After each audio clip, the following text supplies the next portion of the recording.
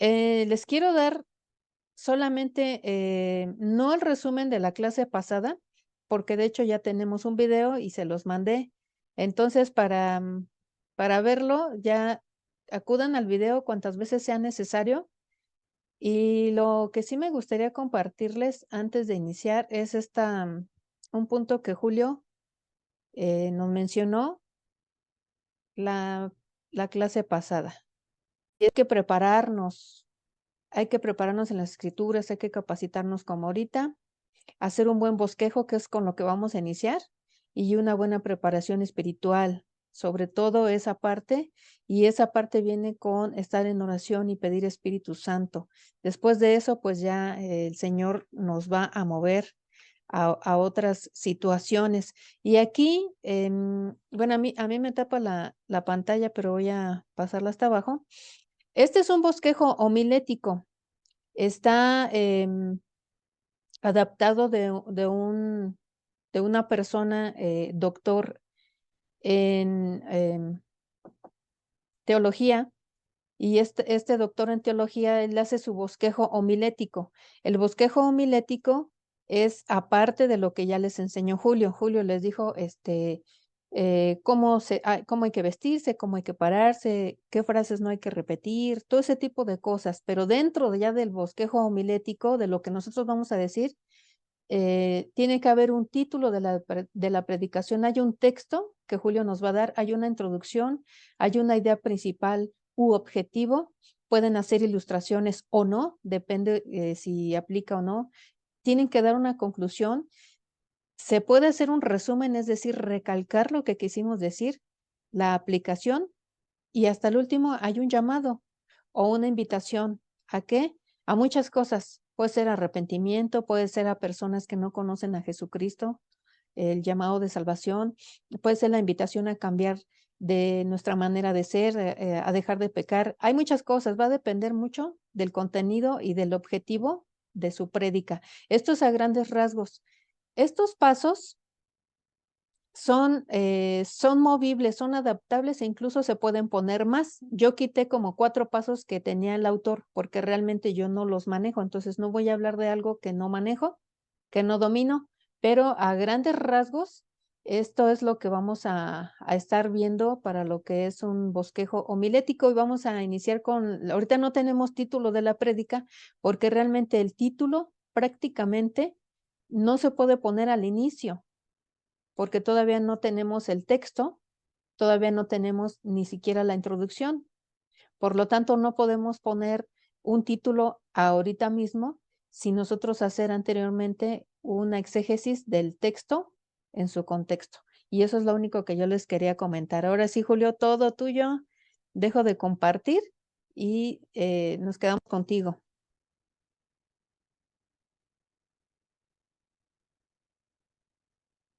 Amén. Buenas noches nuevamente a todos mis hermanos. Dios les bendice grandemente.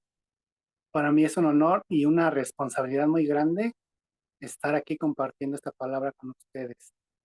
No somos expertos en el tema, realmente nosotros no tenemos mucho tiempo, ¿verdad? Pero hacemos lo mejor que podemos, lo que el Señor nos da y verdaderamente espero que les esté sirviendo en lo más mínimo cualquier cosa de la que hablemos, que les sea de gran utilidad para que usted desarrolle su sermón. Y entonces, quiero nada más recordarle lo que ya le había dicho. En los tiempos de Jesús no había homilética, no había nada de esto. Estas son solo herramientas de las que nos servimos para que usted haga mejor las cosas. Pero en San Juan 16:13 dice que nosotros tenemos que pedirle al Señor. Bueno, en sí la escritura dice, cuando venga el Espíritu de verdad, Él los guiará a la verdad. Siempre el que nos va a guiar es el Espíritu Santo. Usted no deje de pedir el Espíritu Santo, que es el que nos va a guiar. Y como lo menciona mi compañera Cristina, hay muchos autores, muchos tienen muchas cosas que incluyen en la homilética, le van añadiendo, le van quitando para hacerlo más fácil, para hacerlo más exhaustivo. Pero como usted empieza, pues estos puntos que estamos tratando son los que consideramos importantes y básicos. Y como les reitero, no es un curso exhaustivo, sino pues más bien es un curso que estamos dando de una manera un poco rápida, pero esperando que sea de gran bendición para ustedes. Amén. Entonces vamos a seguir con lo que es el título y yo le voy a pedir a mi hermana que a ustedes les vaya diciendo que vamos a ponerle un título a una cita bíblica. Sí, entonces la cita bíblica que escogimos se encuentra en el segundo libro de Reyes, capítulo 20, versículo 1. Esta cita se encuentra en el Antiguo Testamento, está un libro después del primer libro de Reyes, segunda de Reyes, capítulo 20, versículo 1, y antes del segundo libro de Crónicas. Así que si ya usted tiene segundo libro de Reyes, capítulo 20, versículo 1, la palabra del Señor dice así. En aquellos días Ezequías cayó enfermo de muerte y vino a él el profeta Isaías, hijo de Amós, y le dijo, Jehová dice así, ordena tu casa porque morirás y no vivirás. Esto es de una Biblia Reina Valera. Sí, entonces, en base a este versículo, me gustaría que usted le pusiera un título a esta enseñanza y posteriormente pasaríamos a ver lo de la introducción. Hermana Cris, usted designe, por favor. Lo primero que tenemos que hacer cuando nos dan la cita bíblica, obviamente es, la vamos a buscar y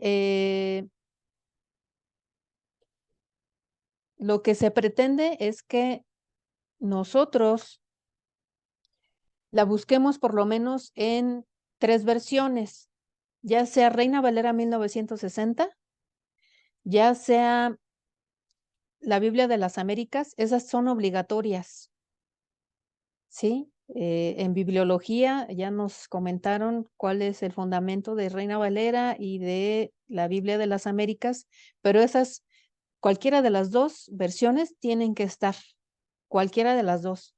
Y pueden tomar de las que ustedes gusten, de Dios habla hoy, Nueva Traducción Viviente, Lenguaje Actual, las que ustedes gusten y manden, hasta las católicas, no hay problema, está perfecto, excepto la del Nuevo Mundo, esa para nada. Ajá, entonces yo ya les puse, no sé si lo vieron, en el chat, les puse Segunda de Reyes, capítulo 20, versículo 1. Y aquí en esta parte, pues, ¿cuál fue la pregunta, Julio? Es solamente que le pongan un título. Recuerden que puede ser no mayor a 5 palabras o puede ser mayor, no importa. Pero nada más que O- pongan un título que llame la o- atención. ok, entonces, para poner un título, ya se los comentó, corto y que llame la atención.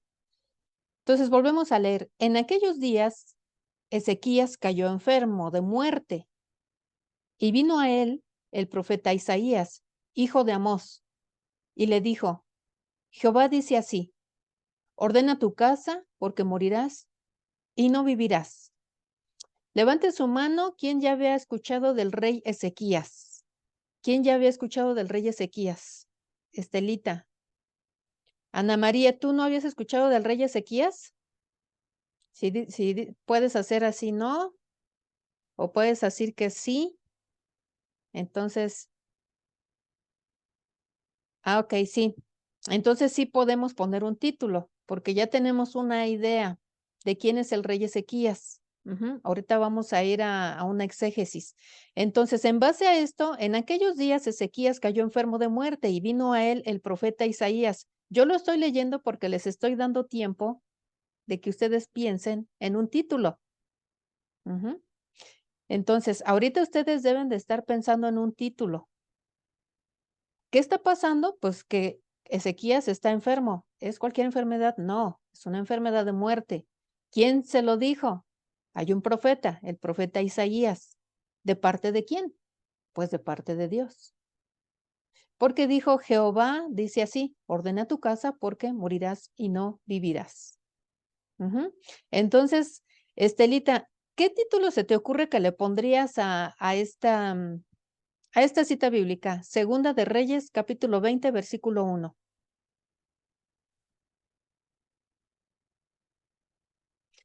No te escuchamos, Estelita.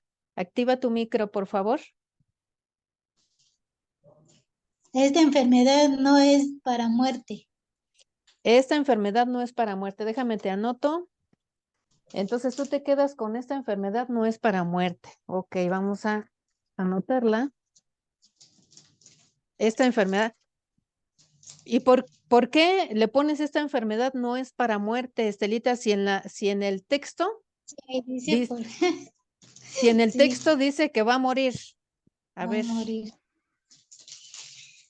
Bueno, esta enfermedad no es para muerte, porque la última palabra la tiene Jehová o Dios. Ya está muy Pero largo. Ya está está muy muy largo. largo. Sí. Entonces, piénsalo otra vez. Ana María. Ana María, ¿qué título le pondrías? Sé feliz.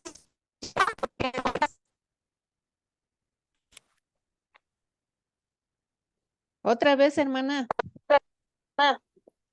Sé feliz ya porque morirás.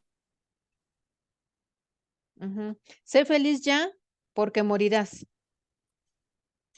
Ajá. Oh, estuvo bueno.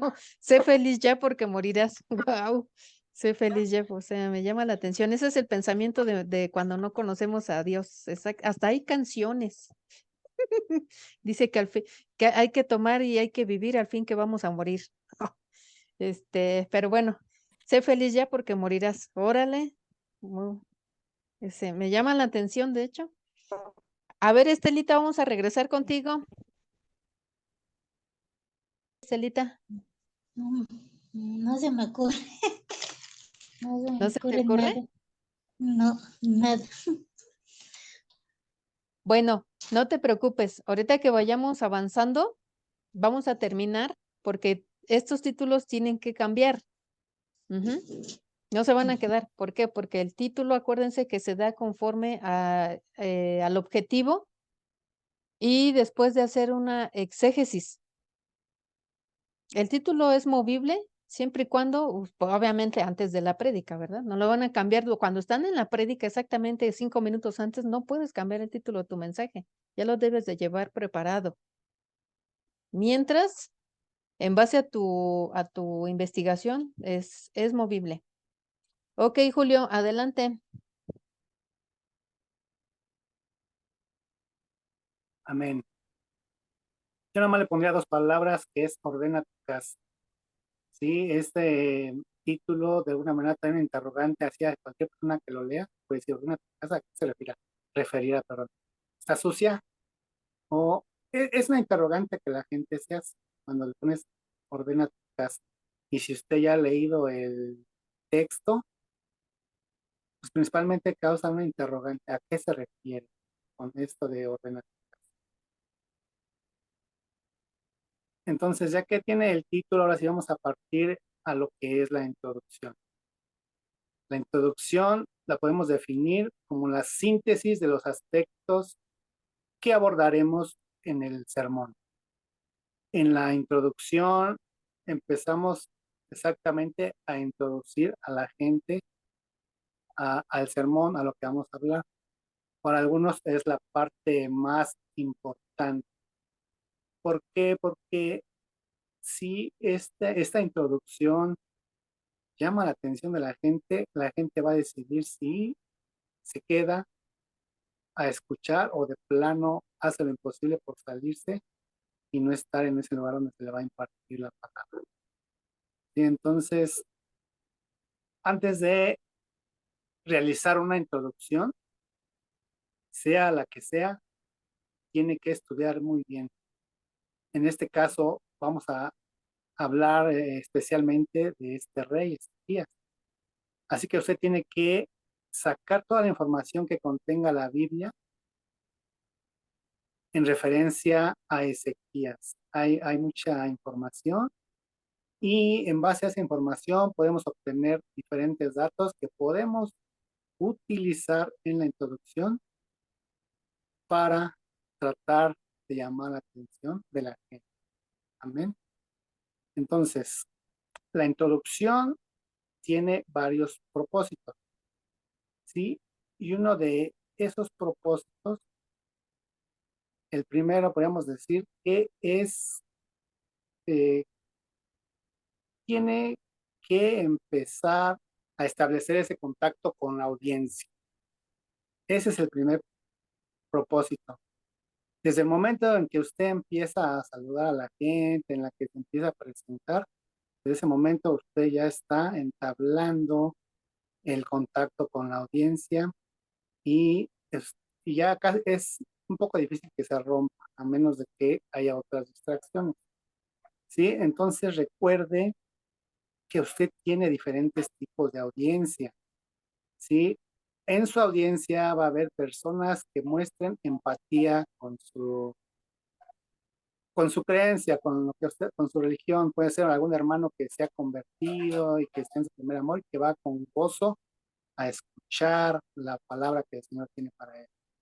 Sí, hay personas que son apáticas o indiferentes, que son esas personas que generalmente son obligadas a ir. Por ejemplo, el hijo, ¿no? Que usted le dice, si no vas, pues no te doy permiso de ir a una fiesta.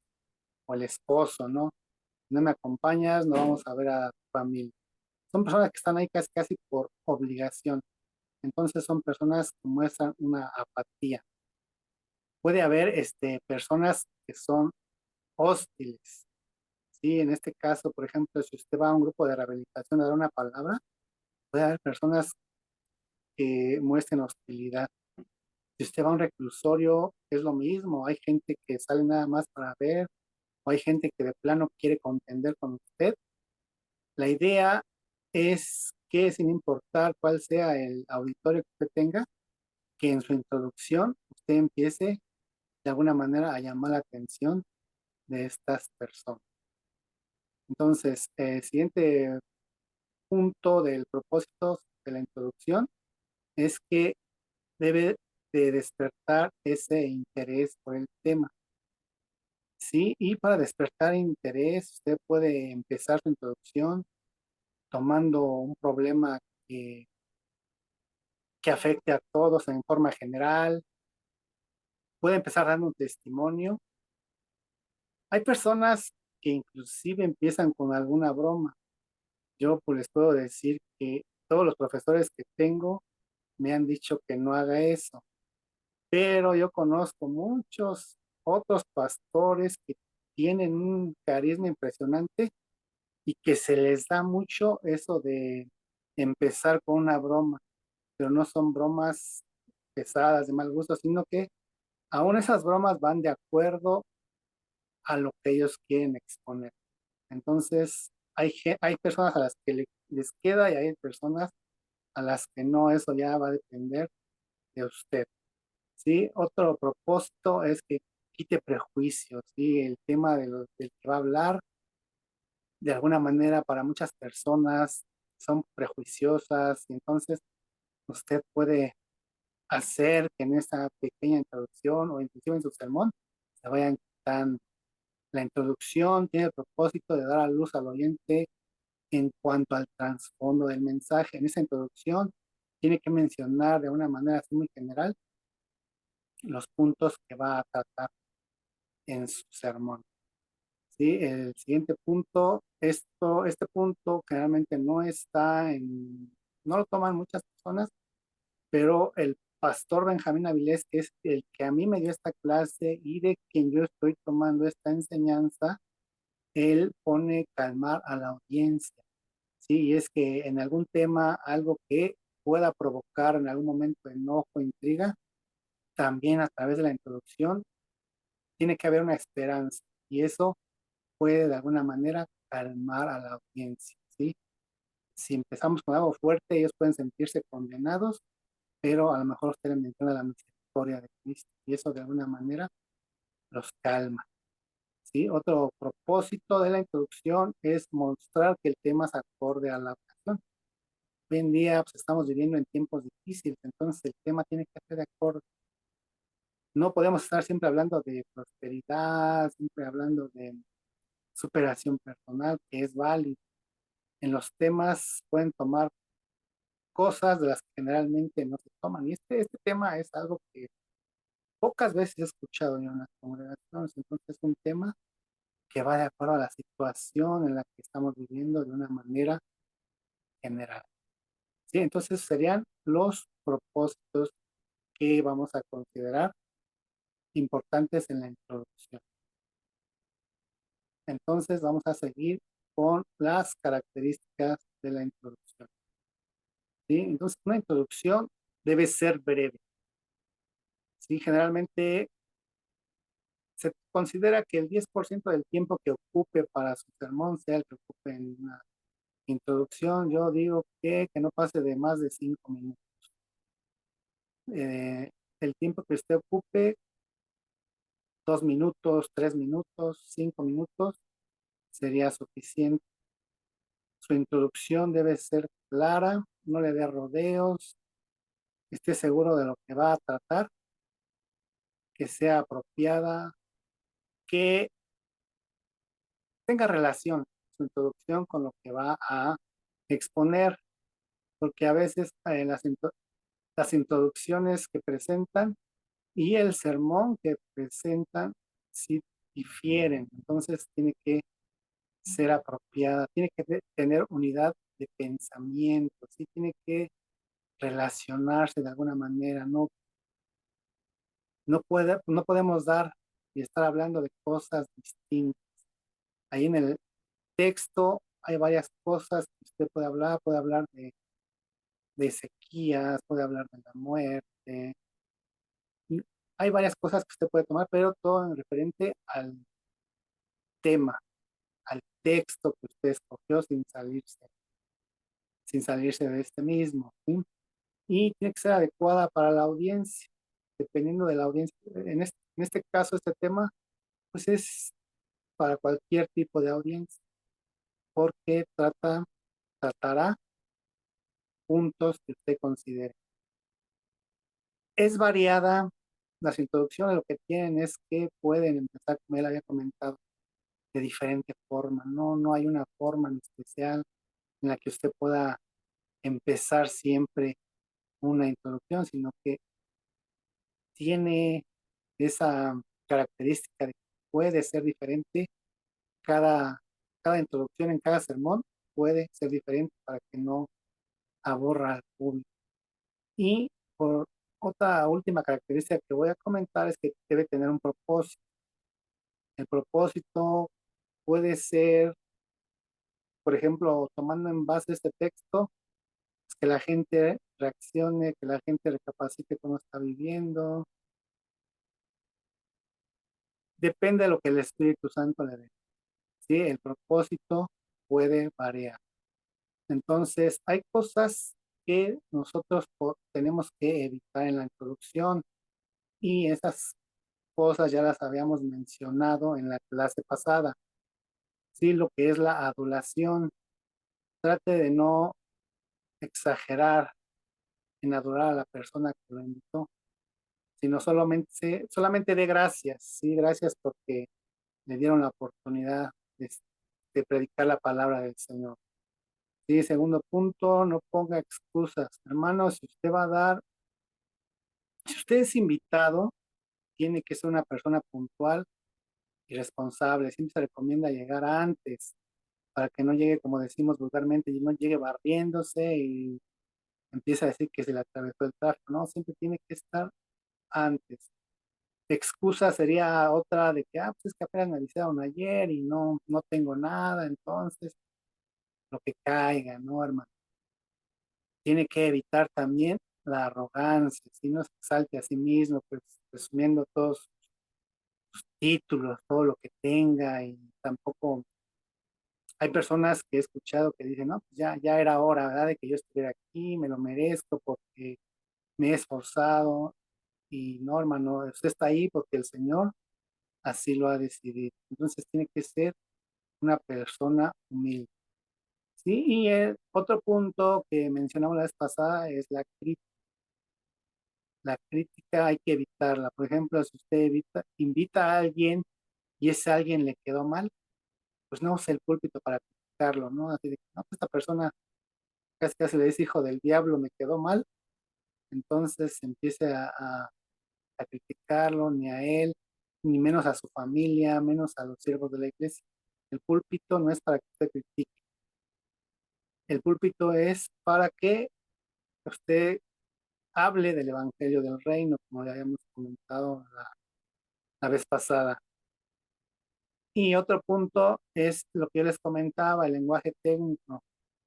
A menos de que usted explique lo que significa una palabra que no se use comúnmente, como por ejemplo habíamos comentado concupiscencia, que es pecado, explique lo que significa la palabra que usted va a usar.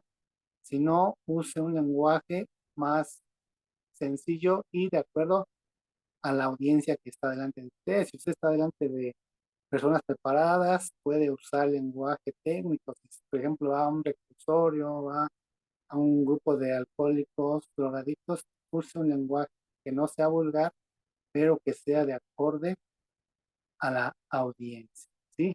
Entonces, estas serían las características generales de una introducción, ¿sí? Y pues yo elaboré una introducción, es muy sencilla, puede tener quizá muchos defectos, pero está tratando de que esa introducción tenga algunos puntos que ya le mencionamos, ¿sí? Entonces, eh, les voy a leer mi introducción y como les decía, nosotros podemos empezar tomando un problema que sea general para... Eh, voy a leer mi introducción, ¿amén? Entonces, por ejemplo, mi introducción dice así. Como ustedes saben, pasamos por una pandemia que causó estragos en la humanidad, en la cual quizá usted perdió un ser querido. Y según los expertos, estamos a la puerta de otra pandemia que será peor. Así que imagine que el Señor le hablara en un sueño y le dijera a usted, ordena tu casa porque en esta pandemia morirás. ¿Está usted listo para partir? ¿Tiene su casa en orden? Según la escritura, Ezequías era un joven que hizo lo recto ante los ojos del Señor, por lo cual yo lo respaldaba en todo lo que hacía. Era un hombre poderoso, exitoso, con muchos planes y proyectos en mente, aunque no tenía heredero y además estaba enfermo, en lo menos en lo que él pensaba era en morir.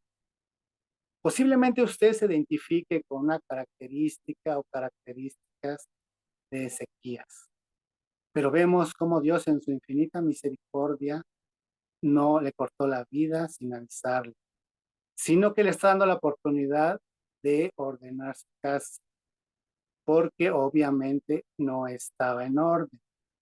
Y lo mismo está haciendo con usted en este momento. La palabra casa tiene que ver con familia. Así que usted tiene que arreglar sus relaciones primeramente con su Padre Celestial, con sus familiares que incluyen seres queridos. Ordene sus finanzas, no adquiera y cancele deudas. Y si es líder, prepare o designe sucesores. Si tiene propiedades, reparta herencias de forma legal, termine trámites pendientes, etcétera. Deje todo en orden, sea que el Todopoderoso le dé más vida como Ezequías o que parta su presencia, tiene que tener todo en orden. Amén. Hasta ahí termina mi introducción. Ahí yo estoy tratando principalmente los puntos que yo trataría en el sermón y algunos puntos que mencioné como propósito en, en la introducción. Entonces, Cristina, te dejo hasta aquí.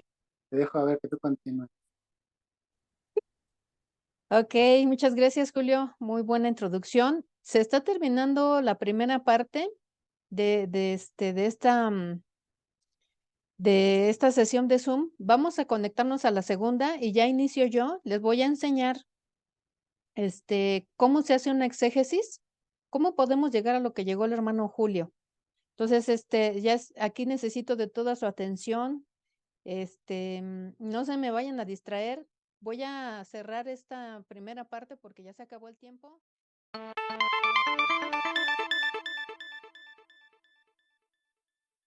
voy a aplicar ahorita, se llama el método inductivo, estudio bíblico inductivo. Así se llama, estudio bíblico inductivo. ¿Para qué sirve el estudio bíblico inductivo? Pues para hacer lo que queremos hacer ahorita. Queremos ver qué es lo que el autor original quiso decir en el texto. Esta cita bíblica habla de personajes. Este libro es un libro histórico, el libro de Segunda de Reyes es un libro histórico, es un libro legislativo también, porque da ciertos patrones de lo que sí se debe y de lo que no se debe de hacer, aunque no nos está dando como tal, como el libro de Éxodo, el libro de Levítico, que son completamente legislativos, no nos está dando y declarando los mandamientos o las leyes. ¿Ya te vi, Estelita? Ay, sí, ya te vi, ¿eh? Ajá. Los mandamientos o las leyes, sí es una manera en donde vamos a darnos cuenta de lo que pasa, qué hizo y qué no hizo Ezequías. Entonces, el estudio bíblico inductivo, para que ustedes puedan tener un panorama general, se aplica de la siguiente manera. Leemos el título, más bien, leemos el texto las veces que sean necesarias, 3, 10, 20, 30 veces. Ustedes pueden hacerlo las veces que sean necesarias para que ustedes entiendan. Primero, ¿qué personajes son los principales? Y aquí dice en Segunda de Reyes 21, en aquellos días, no hay una fecha, nada más dice que en aquellos días. O sea, el personaje que lo escribió está narrando algo en tiempo pasado. Entonces tenemos que ubicarnos que esto ya pasó. El autor lo está escribiendo de sus memorias. Entonces dice, en aquellos días Ezequías cayó enfermo de muerte. Personaje principal número 1, Ezequías, como se menciona, en orden. Vino a él el profeta Isaías, personaje número 2, profeta Isaías, hijo de Amós, y le dijo a Jehová, y le dijo. Entonces ya viene 2 puntos. Jehová dice así. Entonces, tercer personaje principal, Jehová. Ezequías, profeta Isaías y Jehová. Aquí contestamos preguntas. El estudio bíblico inductivo está en en la primer parte nosotros nos vamos a hacer muchas preguntas. Preguntas como cuáles, preguntas como qué, quién, cómo, cuándo, quiénes, a dónde, por qué. O sea, todo ese tipo de preguntas que a lo mejor alguien que es mamá le puede decir a su hijo, ¿por qué a estas horas? ¿Con quién estuviste? ¿A dónde te fuiste? O que una mujer también le puede decir a su marido, ¿dónde andabas? ¿Fuiste a trabajar? Eso es una investigación inductiva. Entonces, ¿cuál es el problema que vemos en este texto? El problema que vemos en este texto, tú lo vas a buscar, Estelita, Ana María, lo van a buscar en cualquier cita bíblica que les den para predicar. Siempre hay un problema. Siempre hay un problema. Ya sea porque alguno de los personajes principales se lo buscó, o sea porque es una prueba de Jehová, pero siempre hay un problema, hay que buscarlo. ¿Cuál es el problema principal? Hay muchos, pero el principal en ese texto es que Ezequías cayó enfermo y el profeta Isaías le confirmó su muerte con un mensaje de parte de Dios. Ese es el problema principal. No solamente que Ezequías estaba enfermo de muerte, sino que la confirmación del profeta Isaías, que no era cualquier profeta, es el profeta de los profetas del Antiguo Testamento, vino a confirmar lo que seguramente Ezequías ya sentía. Él sentía que se iba a morir. Y le dijo, pues sí, el Señor así lo dice, vas a morir, ordena tu casa. Entonces, el ordena tu casa es una consecuencia de que él va a morir. Hay una advertencia. También nos tenemos que preguntar, ¿y qué pasó?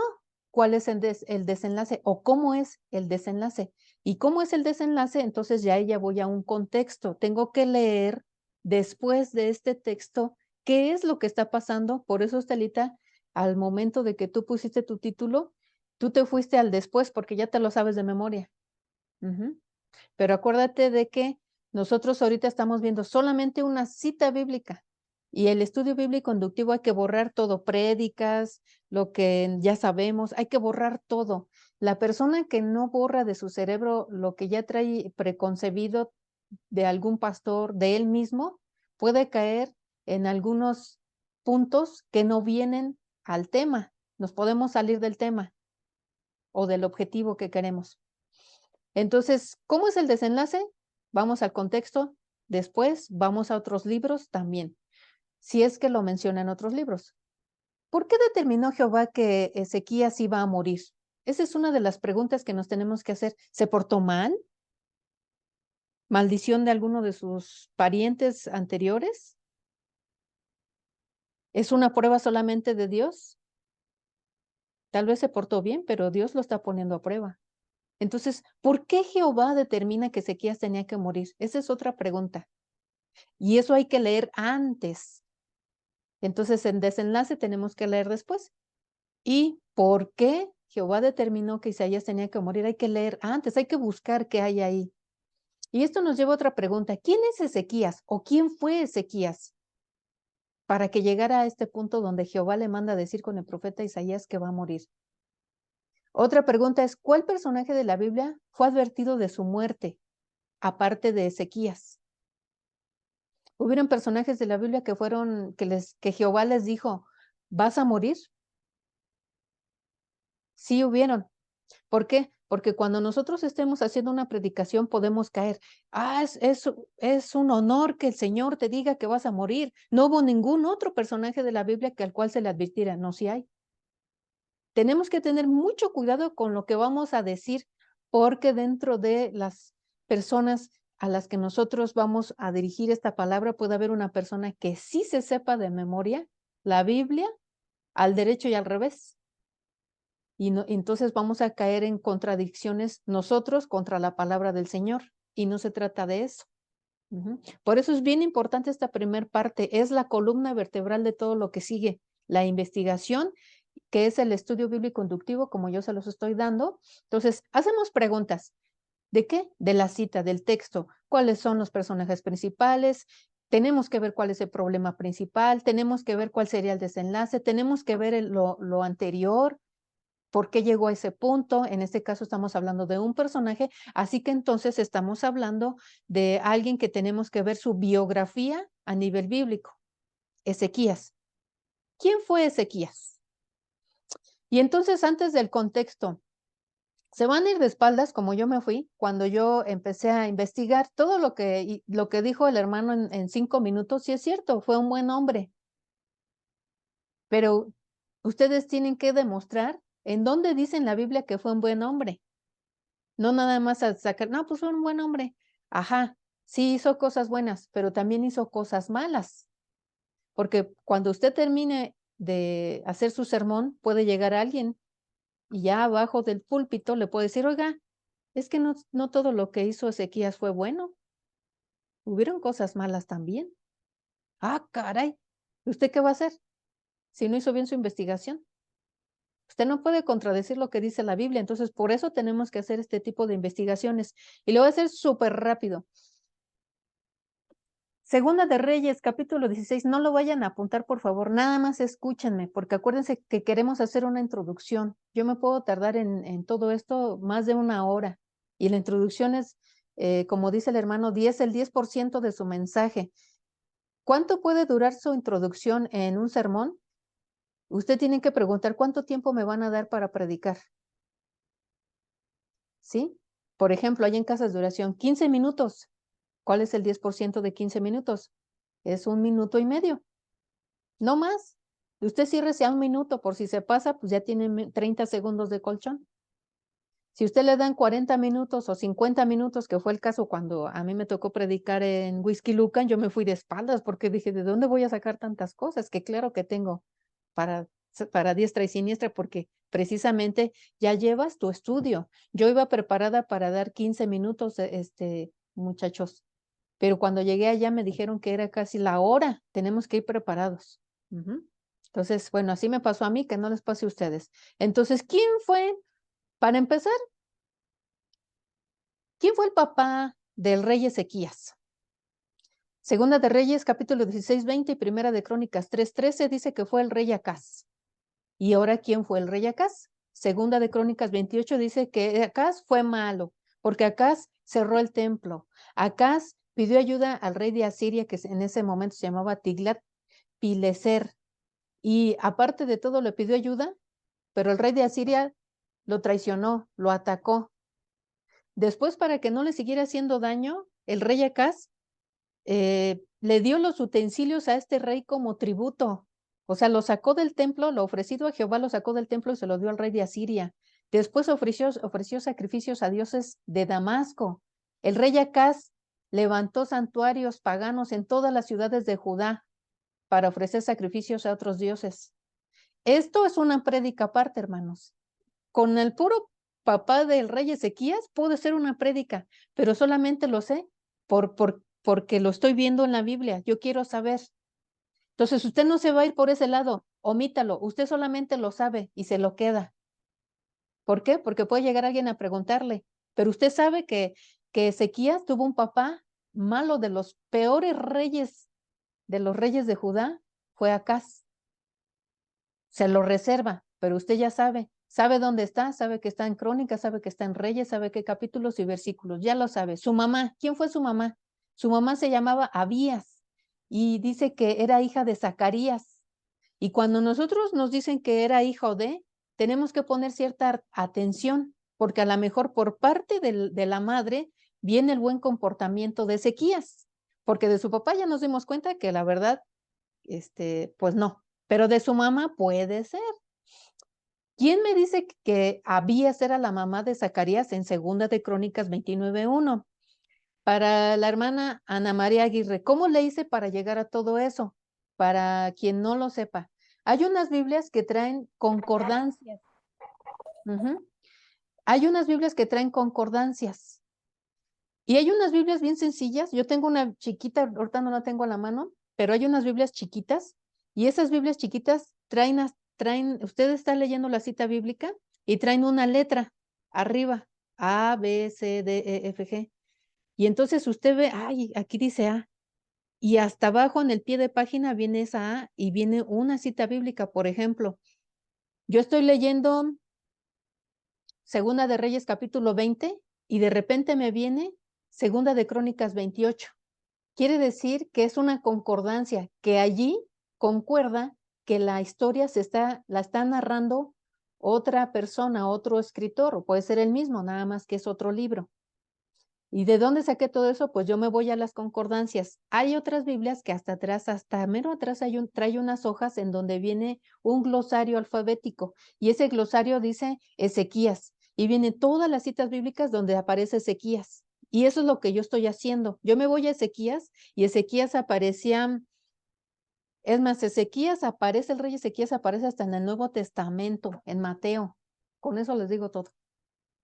Pero aparece en Isaías, aparece en profeta Oseas, aparece en el profeta Miqueas, me falta otro profeta. Ya no me dio tiempo de investigar, imagínense nada más. Eso es lo que yo estoy haciendo. ¿De dónde saqué eso? De esas hojas de concordancias y de esos glosarios que vienen hasta atrás en las Biblias. Algunas no los traen, algunas sí los traen. Busquen una que sí lo tenga, donde diga Ezequías y vienen todas las citas bíblicas. Su tarea de ustedes es leer todas las citas bíblicas para ir armando este rompecabezas. ¿Qué estamos armando ahorita?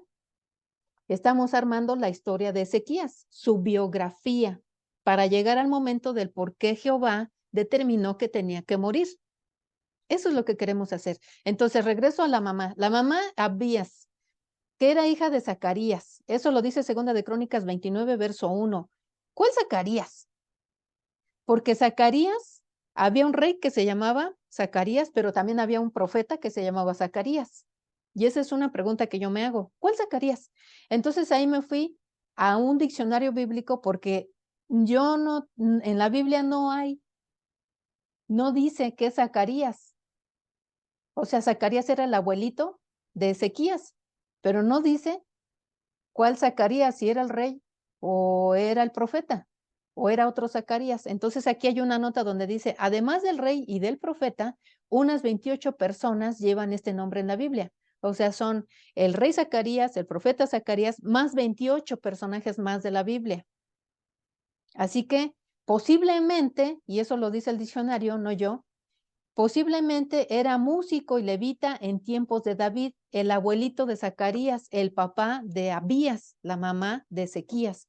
De ahí es donde posiblemente viene esa parte donde Ezequías, él ya sabía lo que era malo y que su papá Acaz estaba haciendo lo malo, y desde el primer año, y ahorita vamos a llegar allá, que él reinó, instituyó y limpió el templo. O sea, no era algo que en ese momento alguien le dijo, él ya lo traía en la mente. ¿De dónde lo sacó? Probablemente de su abuelito Zacarías, que fue músico y levita en los tiempos de David. Quiere decir que la habitaba en el templo, su abuelito. Entonces ahí va, ya estamos tejiendo algo. Después dice, él, o sea, ¿quién él? Vamos al personaje, ya vimos a su papá, malo, ya vimos a su mamá, viene de buena familia. Ahora vamos a ver él. Ezequías era rey de Judá, Segunda de Reyes 18, Segunda de Crónicas 28. ¿Cuáles fueron sus hechos? Ezequías dice que tenía 25 años cuando subió al trono de Judá. Quiere decir que era un hombre joven y reinó 29 años en Jerusalén. 29 años es bastante tiempo, porque en aquellos tiempos no reinaban tanto, acá rato los mataban o acá rato algo pasaba, pero 29 años duró. Quiere decir que por eso este personaje aparece con Isaías, aparece con Miqueas, aparece con Oseas, y aparece con diferentes reyes de Asiria. No es el mismo rey. O sea, él sigue gobernando y los reyes de Asiria son por lo menos 3 que yo vi, que uno lo mataron sus hijos, al otro lo traicionaron y siguieron los reyes de ese imperio asirio, y él seguía reinando. Entonces es otro dato que nosotros tenemos. Lo voy a decir en la introducción, pues hasta ahorita yo no, lo único que le veo el caso es seguirnos. Ahorita seguimos nada más armando este embrollo. Entonces dice, versículo 2 de Segunda de Reyes, de Crónicas, perdón, capítulo 29 dice, él hizo lo que era agradable a los ojos del Señor, igual que su antepasado David. Si se dan cuenta, aquí omiten a su papá Acaz, se van directamente con David, porque de verdad Acaz no hizo lo bueno, lo omitieron, lo omitió el escritor. ¿Qué más hizo Ezequías? Vuelve a abrir el templo y lo purifica, Segunda de Crónicas capítulo 29, y para esto tienen que leer todo Crónicas, Segunda de Crónicas 29, léanlo todo. Después restituye el servicio en el templo del Señor. Después, a todo Israel y Judá, escribe cartas de invitación para ir al templo a celebrar la Pascua, porque la Pascua ya no se celebraba. Ya no se celebraba, y entonces él hizo que se celebraran y también instituyó los sacerdotes y los levitas. Eso ya no se hacía. ¿Quién lo canceló? Su papá. Lo acabamos de leer hace rato. Y aparte de eso, Ezequías hizo reformas religiosas para bien. En Segunda de Crónicas capítulo 31 viene cuáles fueron las reformas religiosas. Derribó los postes dedicados a la diosa Acera, quitaron los altares y los santuarios paganos, se volvieron a presentar ofrendas en las puertas del templo, en las fiestas, se pidieron los diezmos y las primicias para que los levitas y los sacerdotes pudieran vivir de eso, porque ya ni eso había. Ezequías buscó a Dios de todo corazón y como resultado tuvo mucho éxito. Y todo eso que yo les acabo de dar en la investigación fue lo que Julio les dijo en una frase. Pero todo está sustentado. No estoy inventando ni me estoy imaginando nada. Todo tiene cita bíblica con versículo y capítulo. ¿Sí me explico? Usted tiene que tener un respaldo, no nada más porque se le ocurra. ¿Tenía enemigos? Sí. Los enemigos de Ezequías era Salsamazar, rey de los asirios. En su 4º año de reinado, rodeó Samaria, ese es Salsamazar, pero Samaria él no lo gobernaba, Samaria era como un pueblo vecino.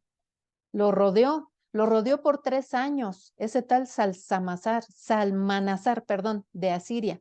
Lo rodeó por 3 años hasta que el año 6º, los asirios se llevaron cautivos a los samaritanos en el 6º año de su reinado. Entonces, ustedes tienen que dar cuenta de todo lo que está viviendo el rey Ezequías para ver el carácter que Dios está formando. Ahí está formando un carácter. Él vivió eso, 6 años, vio de que los tuvieron al 3 años y al 6º, se los llevan. ¿Y quién estaba allí cerca? Él. Judá estaba cerca de los samaritanos. O sea, él ya decía, uy, en cualquier momento estos cuates de Asiria nos vienen por nosotros. O sea, ya había una expectativa. ¿Qué pasa? Pues se le cumple porque dice Asiria invade Judá. En Segunda de Crónicas, capítulo 32, dice, cuando Ezequías se dio cuenta de que Sennacherib, ¿quién era ese Sennacherib? Ya era el otro rey de Asiria.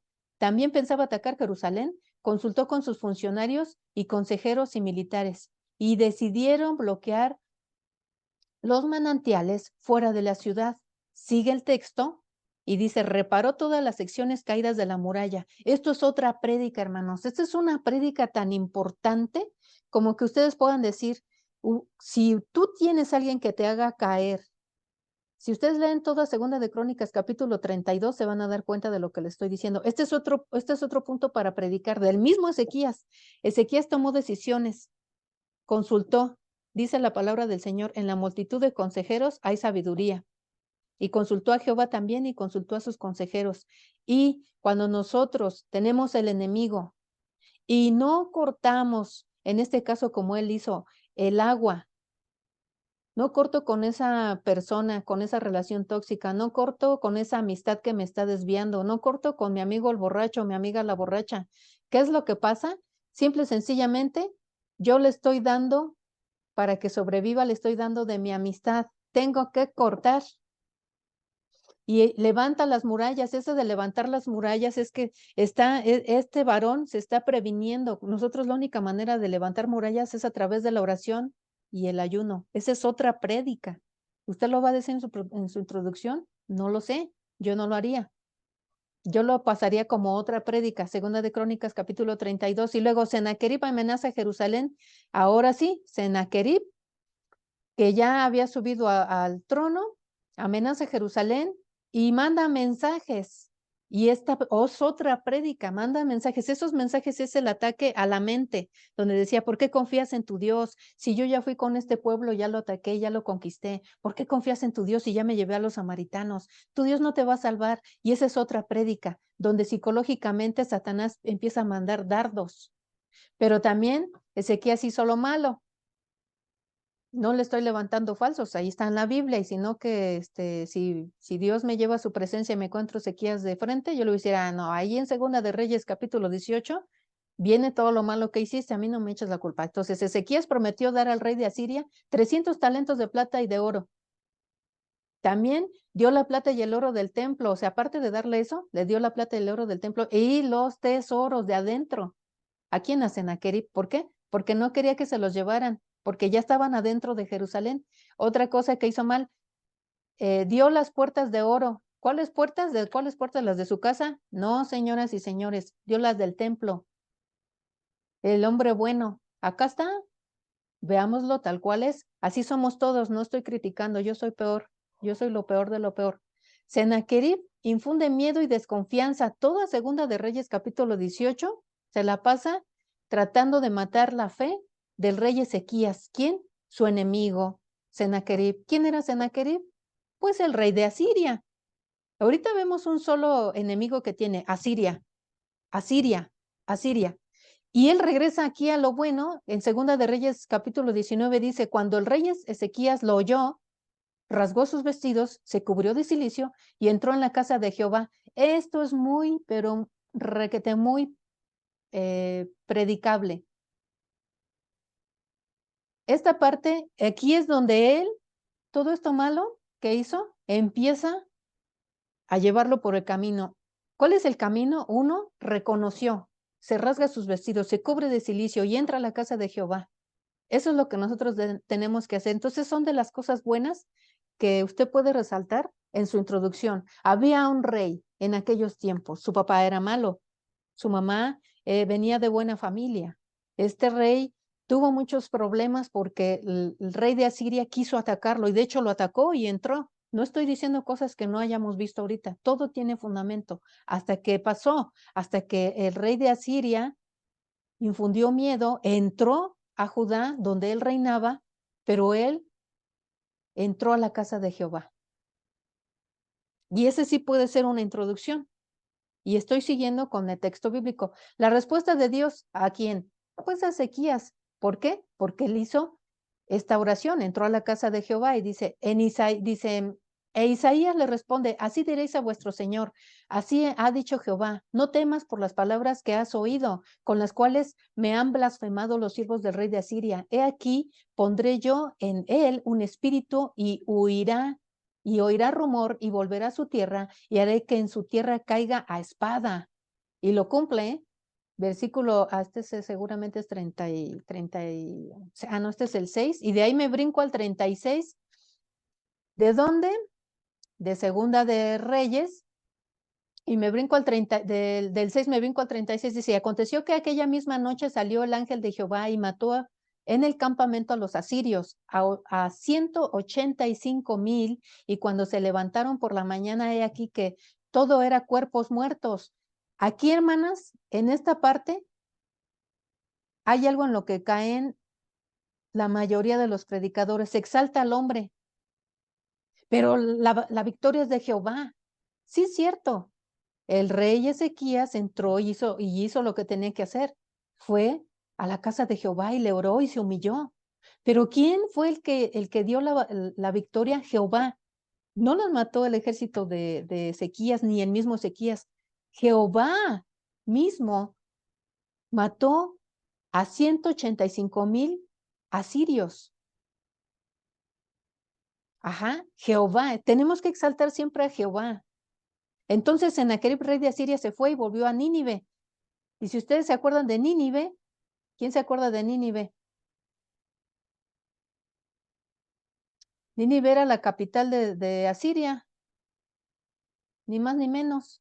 Nínive fue la que le habló el profeta para que se arrepintiera. O sea, aquí se ve que eran malvados, eran malos, dice, donde se quedó, en su capital de él, ¿no? Dice, y aconteció que mientras él adoraba en el templo de Nisroch, su dios, Adramelech y Sarecer, sus hijos, lo hirieron a espada y huyeron a tierra de Ararat, y reinó en su lugar Esar Adón, su hijo. O sea, lo mataron. ¿Quién lo hizo? Jehová. Jehová hizo todo esto. Ahora, el texto paralelo exactamente, el de Segunda de Reyes, capítulo 20, versículo 1, en el problema principal, Ezequías cayó enfermo, y el profeta Isaías confirma su muerte con mensaje de parte de Dios. El capítulo paralelo, es decir, que dice lo mismo, es en Segunda de Crónicas 32, 24. La nueva traducción viviente dice enfermedad y recuperación de Ezequías. Por ese tiempo, Ezequías se enfermó gravemente.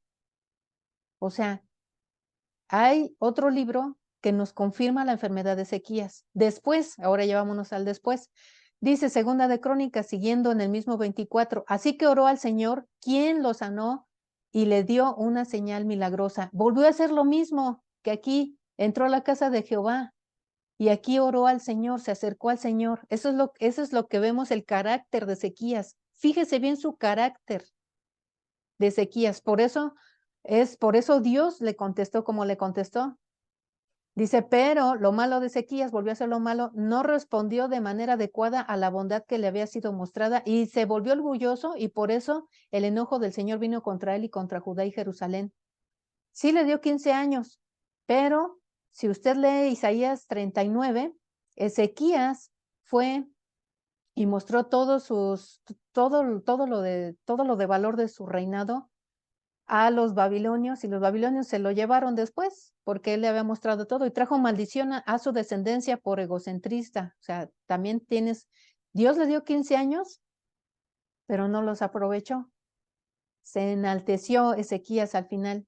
¿Hay una solución en la Biblia para esta parte donde Ezequías cae enfermo y confirman su muerte? Sí, la solución está aquí. Y esto es a lo que queremos llegar. Segunda de Reyes 20 del 2 al 3. Si nosotros leyéramos versículo 2, luego al 3 dice, entonces él volvió su rostro a la pared y oró a Jehová y dijo, te ruego, Jehová, te ruego que hagas memoria de que he andado delante de ti en verdad y con íntegro corazón y que he hecho las cosas que te agradan. Y lloró Ezequías con gran lloro. Versículo 6, y añadiré a tus días 15 años y te libraré a ti y a esta ciudad de la mano del rey de Asiria y ampararé esta ciudad por amor a mí mismo.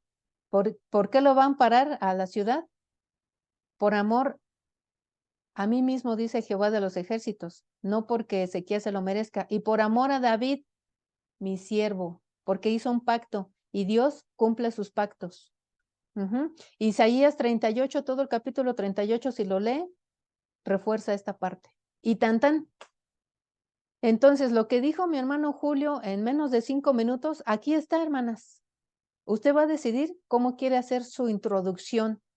Ahora sí, a nosotros, en base a segunda de Reyes, capítulo 20, vamos a ver que en aquellos días Ezequías cayó enfermo de muerte y vino a él el profeta Isaías, hijo de Amós, y le dijo Jehová, dice así, ordena tu casa porque morirás y no vivirás. Ahora sí, es cuando podemos ponerle título, porque ya sabemos quién era Ezequías y por qué Jehová lo condenó a muerte a través de esa enfermedad. Ezequías hizo en su mayor parte lo bueno. Entonces, yo personalmente, a mí sí me gustó esa parte de la hermana donde puso, sé feliz ya que morirás, pero yo lo encaminaría a que nosotros como seres humanos en estos tiempos es nuestra manera de pensar. Disfruta, vive la vida, come lo que quieras, haz lo que quieras, ten muchos novios, ten muchas parejas, porque al fin que nos vamos a morir. Nuestra carne se la comerán los gusanos. Esa es la manera en la que piensa el mundo. Sí podría poner este título. Llama mucho la atención y además va acorde, pero cuando usted entre a dar su mensaje, usted tiene que decir que ese título se tiene que cambiar, porque es al revés. Esta parte de sé feliz porque morirás es porque vamos a morir, porque yo y tú vamos a morir, aunque no sepamos el día, tenemos que ordenarnos y ordenar nuestra casa, porque vamos a morir. Y cuando nosotros queramos ser felices, no es en esta vida. La felicidad plena, la felicidad se alcanza después de esta muerte, cuando estemos en la presencia de Dios. Y ya, usted diga lo que guste y lo que mande. También de ordena tu casa, que fue la de Julio, pues sí, está muy obvio, ¿no? Ordena tu casa. Y él ya nos dijo su introducción. Yo en este caso pondría la condena a muerte de un hombre justo. Y yo voy a dar en mi introducción por qué era justo y que también tuvo sus defectos. La condena a muerte de un hombre justo. Y entonces ya ahí me arranco con mi introducción. Entonces tengo 4 minutos solamente, no tengo más. Tengo 4 minutos y todo lo que vimos, todo esto, que ustedes ya se dieron cuenta, no utilicé nada del hebreo original, no utilicé más que diferentes textos bíblicos y las concordancias. No hay más ciencia y es una, no sé ustedes, que es una investigación súper corta porque no lo hice hace ratito, pero seguramente si le buscamos hay más cosas, pero creo que abarqué lo principal. Entonces dejo de compartir y vamos a ver, Estelita, ¿se te ocurre algún título de esta cita bíblica? ¿Algún título de tu prédica? Pues se me ocurre, ponte a cuentas con Dios, porque pronto morirás. Bueno, también es muy largo. Bueno, ponte a cuentas con Dios.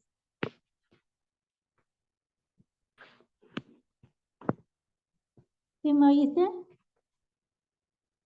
Sí, te escuché muy bien, muy bien. Ponte a cuentas con Dios, ya está más corto, está muy ad hoc, precisamente no te sales ni siquiera de la cita bíblica y ya después, conforme vaya avanzando tu prédica, vas a ir viendo, ya le estás dando forma. ¿Cuál sería el propósito? O sea, ¿qué quieres con todo lo que ya les dije de lo que es la biografía de Ezequías? ¿Cuál es el propósito que tú le darías a tu prédica?